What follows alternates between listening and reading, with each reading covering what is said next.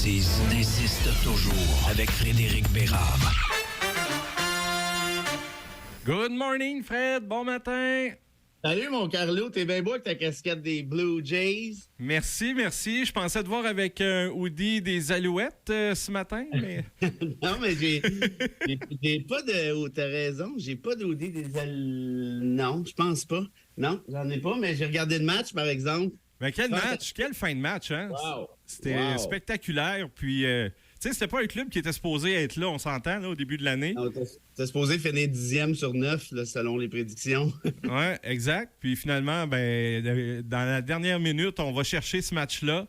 C'est un bon coup d'épée pour ceux et celles qui disaient que les Alouettes ne se rendraient pas en finale, tellement que j'ai vu passer, Fred, qu'il y avait des documents de presse qui avaient circulé, que c'était écrit Winnipeg-Toronto.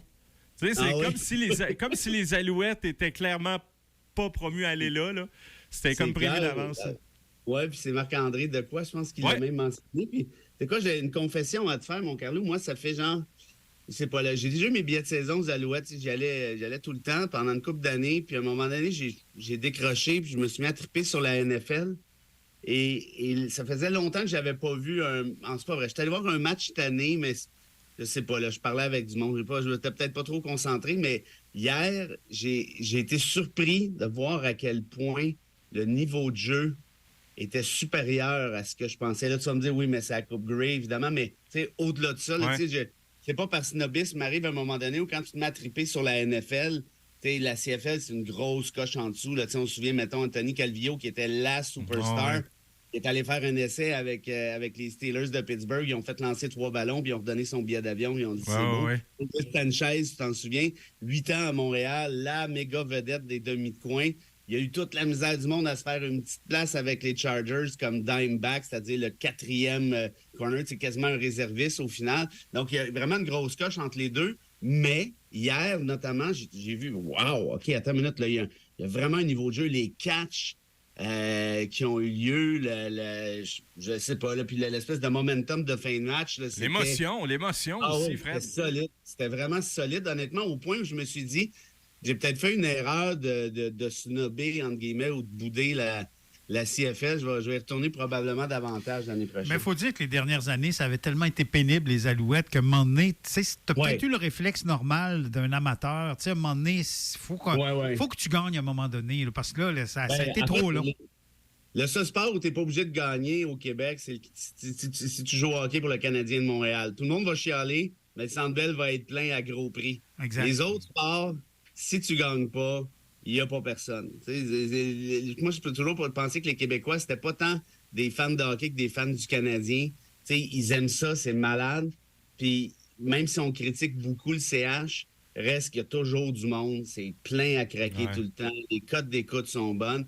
La CFL, là, dès que les Alouettes, comme tu dis, André, puis il y avait des problèmes hors terrain aussi, ça décourage les gens souvent. Là. Mais c'est ça. Mais oui, non, autrement, grosse nouvelle. Puis moi, je vais sûrement y aller davantage l'année prochaine, ça, c'est sûr. Il faudrait que la Ligue canadienne de football aussi se renouvelle un peu. Peut-être qu'on pourrait aller chercher des nouvelles expansions. Je disais hier que Québec serait peut-être intéressé à avoir une équipe. Puis ça fait longtemps qu'on en parle de ça. Oui, ça fait un bout qu'on en parle, mais c'est ça. Tu sais, je veux dire, c'est les mêmes 9 équipes depuis je sais pas combien d'années dans la CFL. Puis ça, à un moment donné, il faut que ça change. Là. Tu sais, je veux dire, les autres circuits professionnels, ils évoluent. Là. La Ligue nationale de hockey sont passés de 9 clubs à 32, mais c'est ça, à un moment donné... Pendant longtemps, la CFL avait 8 clubs, puis il y en avait 2 sur 8 qui s'appelaient les Rough Riders. Là. Ça fait pas super sérieux.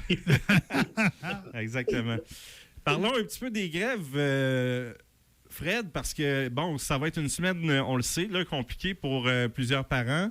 Le Front commun qui part en grève, sauf à moins qu'il y ait un changement, là, à moins qu'il y aurait des développements dans les 24 prochaines heures. Compte pas là-dessus. Non, ça semble pas être le cas. Ça va être compliqué pour les parents des Hautes-Laurentides puis d'un peu partout, là.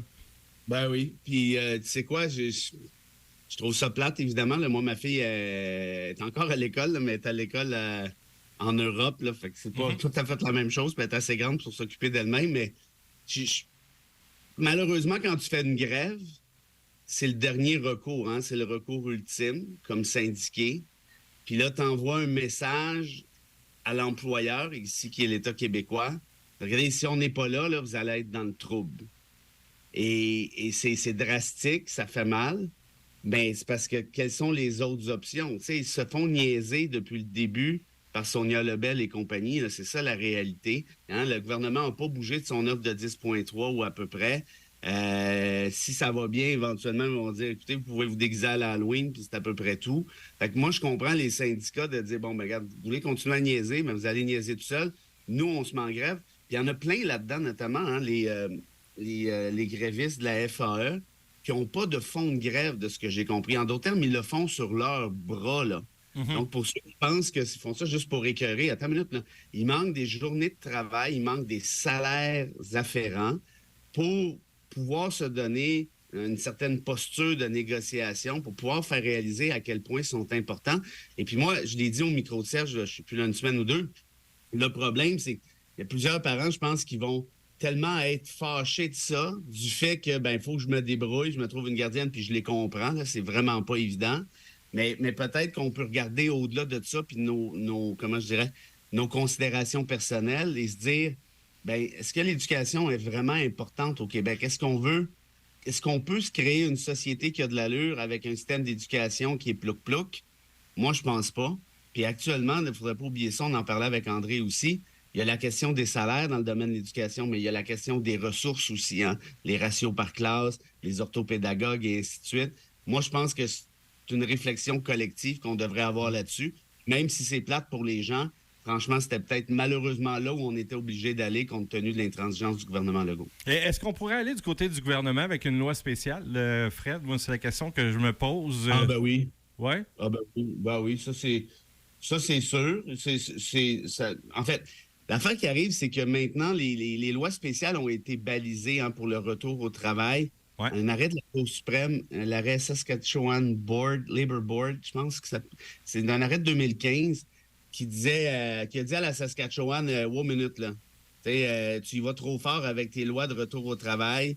Oui, il y a des services essentiels là-dedans, mais il y a bien des affaires que tu vises qui ne sont pas des services essentiels. Et le droit de grève, c'est un droit qui est reconnu constitutionnellement au Canada, protégé par la liberté d'association à l'article 2 de la Charte canadienne, qui permet, hein, quand c'est un droit qui est constitutionnel, ça le dit, c'est au-dessus du reste. Donc, tu ne peux pas, par une simple loi ordinaire, violer un droit constitutionnel. Là, tu vas dire, oui, mais tu parlais des services essentiels. Bien, l'exception qu'on a trouvée au Canada, c'est de dire ceci, puis je pense que c'est logique, c'est que les gouvernements, les législateurs peuvent forcer un retour au travail ou empêcher une grève si c'est un service essentiel, comme par exemple des ambulanciers, des policiers, des pompiers ou autres. Mais pour le reste, tu ne peux pas entraver un droit de grève comme tel. Et les profs, on s'entend, là, entre toi et moi, sont essentiels, ça va de soi, là, pour une société qui respecte, mais c'est pas urgemment essentiel, contrairement, par exemple, à un ambulancier. Donc, de ce fait-là, une loi québécoise qui forcerait un retour au travail pourrait être constitutionnellement contestée là, au motif que je viens de te soulever. Et on pourrait-tu s'entendre avec... Parce que là, c'est plus qu'un syndicat aussi, là. Qui vont être en grève. Est-ce qu'on pourrait s'entendre avec un des syndicats ou deux, mettons, de ces syndicats, puis utiliser ça, après ça, comme pouvoir de négociation avec les syndicats restants? Dire que, regarde, eux autres, ils ont accepté. Ouais. C'est le Front commun, mettons, qui est trop gourmand. La FAE, la FIC ont dit oui. On a mené à bout de régler avec eux, puis regarder le Front commun, ce qu'ils font. T'sais, ça pourrait peut-être aider ça, le gouvernement à bien paraître?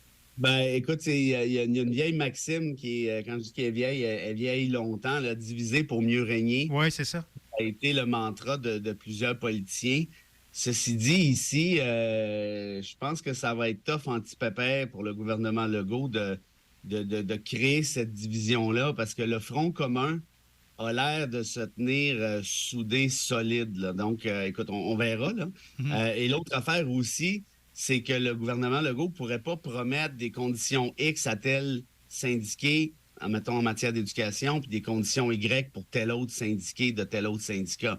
Il faut que ce soit la fonction de prof qui... Donc, est-ce que de ce fait-là, les syndicats, est-ce qu'il y a un syndicat qui sauterait sur une offre laissant les autres derrière? Franchement, je ne crois pas.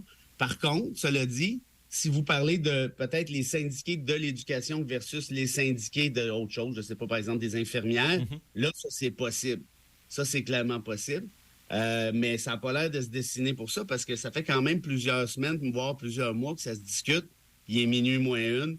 Il n'a pas l'air de se passer grand-chose. Même Sonia Lebel est allée dire hier, j'ai poursu de contre-offre des syndicats. Ça, c'est une opération de relations publiques parce que quand tu es sérieuse comme présidente du Conseil du Trésor, tu dis, écoutez, là, je comprends que vous n'êtes pas content de ma dernière offre, mais venez vous asseoir, là, je vais vous proposer autre chose, puis on va jaser. Tu sors dans les médias pour dire qu'ils ne sont pas revenus. Un peu dire, ben c'est pas de ma faute, c'est de la sienne. Ça ne fait pas avancer grand-chose, puis ça fait juste fâcher davantage les syndicats d'habitude. Je t'amène au congrès du Parti conservateur. Éric Duhaime, le vote de confiance. Hier, un faible 77,48 % d'appui. C'est très peu, Fred. C'est pas beaucoup.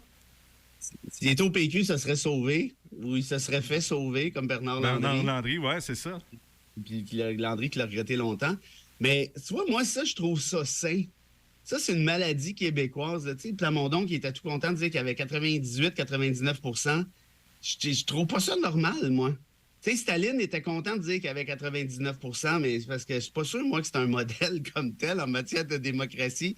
Tu es vraiment en train de me dire que 99 tout le monde dans ton parti, sauf peut-être Jean-Guy, là, tout le monde est d'accord avec toi sur tout, puis il trouve que donc, il n'y a pas de nuance. Il n'y a aucune nuance.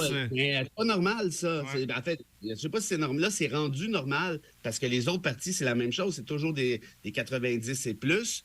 Mais c'est pas sain. Je veux pas ça. Puis un parti, comme les conservateurs de Duhaime, qui est un nouveau parti, c'est compliqué. Il y a une gang bizarre là-dedans, là, les anti-vax, les complotistes. Il y a du monde qui ont de l'allure, qui économiquement sont plus à droite et tout. Là, je pense à Jacinta Varel. Il y a du monde intelligent là-dedans, mais qui sont pognés avec une coupe de spéciaux, disons ça comme ça. C'est pas si surprenant qu'il y a de la dissension, mais au-delà de ça, moi, je souhaite franchement que ça continue. Qu'il y ait des votes de 77 % là, à l'université, là, c'est pas pire. Là. T'as un moins, c'est bon. Ça va, c'est là. plus que la note de passage. Là. Ben, je pense que oui. Puis est-ce que tu veux avoir 100 %? C'est parce que quand tu es rendu à 99 % comme Plamondon, il y a quelque chose de louche là-dedans. Là. Puis ça vaut aussi pour les autres partis dont je te parlais. C'est-à-dire, on a tellement peur de... Ouais, mais c'est parce que c'est pas tout à fait ça, la démocratie, en mon sens. Mais tu irais-tu peut-être même jusqu'à dire que ça se peut que dans certains partis, dans ce vote de confiance-là, qu'on booste un peu le pourcentage, que ce ne soit pas véritablement ce que les gens ont voté? Hey, regarde, le dernier vote de confiance de Legault, là, les employés du gouvernement Legault, le staff politique a voté. Là. Fait que je pense que je réponds à ta question. Là. Ouais. Dis, là, toi, tu es attaché politique là, de Chantal Janotte, là, puis tu as le droit d'aller voter au congrès de la CAQ. Es-tu d'accord pour dire que François Legault, c'est la meilleure invention depuis l'eau chaude? Oui, je suis d'accord. OK. Puis en plus, t'es payé. Moi, je pense que t'es quand même pas mal payé pour le dire. Là. Puis en plus, au congrès de la CAQ, contrairement au congrès du PQ, il y avait quelque chose, là, des chiffres, c'était 400-500 employés sur 700-800 membres du congrès. Ça n'avait aucun maudit bon sens. Là. En d'autres termes, ils contrôlent, ce qui n'est pas le cas du PQ actuellement parce qu'ils ont seulement 4 députés puis une poignée d'employés. Puis je pense que de toute façon, les employés n'ont pas le droit de voter. Je pense que c'est une règle interne au PQ. Franchement, là, c'est exactement ce que tu viens de dire. C'est des espèces de boost aux stéroïdes, cette histoire-là, pour envoyer un message de... Moi, je trouve pas ça sain, je trouve pas ça normal, puis je trouve pas ça acceptable non plus. Un mot en terminant sur l'Argentine qui a élu l'ultra-libéral Javier Milei. Je ne sais pas si je le prononce comme je dois. Je te corrige tout de suite. Là, tu fais ton journaliste de la presse avec ton ultra-libéral. Ça veut rien dire, c'est un ultra-libéral. Milei, c'est un fasciste d'extrême droite. Si tu vas voir le Guardian, tu vas voir le New York Times, tu vas voir le Washington Post, tu vas voir Le Monde, c'est un fasciste d'extrême droite. Il faut arrêter d'avoir peur des mots. Pour faire une petite histoire courte, le gars, c'est un méga ultra catho qui est contre l'avortement, qui est climato-sceptique, qui veut scraper, c'est très sérieux, il y a une vidéo là-dessus, allez voir mon Twitter, là, ceux qui ne le croient pas, il veut scraper les ministères d'éducation, le ministère de la santé, le ministère des femmes, le ministère de l'innovation et des sciences, qui veut légaliser le port de toutes les armes à feu, sans exception, en vente libre. Va t'acheter ça chez Couche-Tard ou au dépanneur Jules. Et en plus de ça, pour ceux qui ne sont pas encore assez écœurés, là, il est prêt à légaliser la vente d'enfants. Pour lui, tout se vend, notamment des enfants pour des fins de prostitution, ce que tu veux. Regarde, s'il y a un marché, s'il y a des gens qui sont prêts à payer pour ça, ben let's go. Fait que voilà où on est rendu. Bravo à Donald Trump et son livre de recettes. Bravo à Bolsonaro. Bravo à à Le Pen. Bravo à Zemmour, qui sont tous en train de suivre. Bravo à Orban en Hongrie. Ils sont tous en train de suivre ce livre-là. L'humanité, mesdames et messieurs, je vous l'annonce pour la 874e millième de fois, je sais, je les ai comptés, s'en va dans le drain. Puis tout le monde regarde et dit « Ah, mais là, c'est parce que comme Duhem, il est dit, regarde, lui, là, les médias ne l'aiment pas, mais il parle pour le peuple. » Ça, là, ça s'appelle semer les graines du fascisme. Puis je vais vous dire comment ça va finir. 2 points.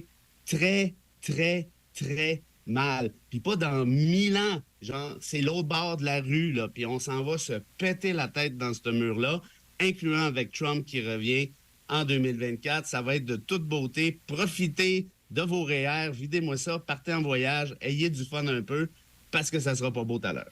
Fred, bonne journée. Lâchez pas. Salut.